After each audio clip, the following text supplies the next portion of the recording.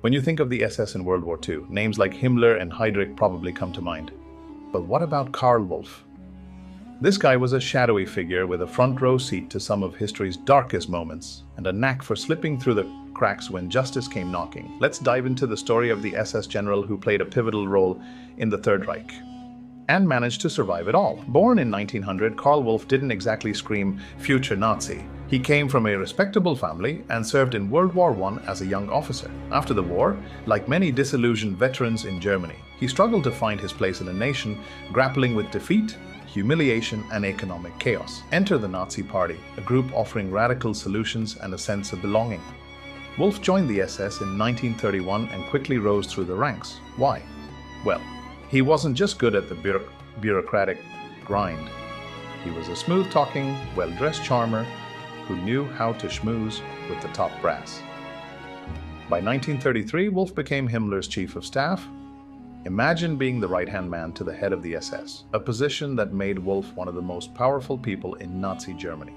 Here's where things get dark. WOLFF wasn't just a pencil pusher. He was deeply involved in the SS's operations, including the Holocaust. He coordinated deportations, helped oversee concentration camps, and facilitated the Nazi machine's most horrifying atrocities. In fact, one chilling memo from WOLFF in 1942 revealed his enthusiasm for efficiency. In it, he reassured Hitler's personal train driver. Yes, Hitler had one, that railroads were running smoothly to transport Jews to death camps. Think about that for a second. This guy was bragging about making genocide more efficient. But by the mid-1940s, WOLFF saw the writing on the wall. The Third Reich was collapsing, and being part of the SS wasn't looking so great on a resume. So he started hedging his bets. WOLFF began secret negotiations with the Allies, even meeting with American intelligence in 1945 to arrange the surrender of German forces in Italy. This move earned him some credit with the Allies. But let's not paint him as a hero. This was pure self-preservation. After the war, WOLFF was arrested and tried at Nuremberg. But here's the twist. He managed to avoid the noose. Unlike many high-ranking Nazis, WOLFF didn't face execution. Instead, he was sentenced to just 20 years in prison for his role in the SS. Why so lenient? Well, his cooperation with the Allies during the war likely saved his skin.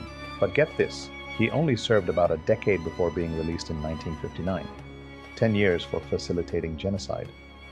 Let that sink in. And what did WOLFF do after his release? He lived a quiet life in Germany, mostly avoiding the spotlight. Occasionally, he popped up in interviews, downplaying his role in the SS and insisting he was just following orders. Classic. But historians aren't buying it. Documents and testimony make it clear that WOLFF wasn't some clueless bystander. He was an active participant in the Nazi regime's atrocities. So, who was KARL WOLFF? He was a man who climbed the Nazi hierarchy, facilitated some of its worst crimes, and somehow slipped through the cracks of justice.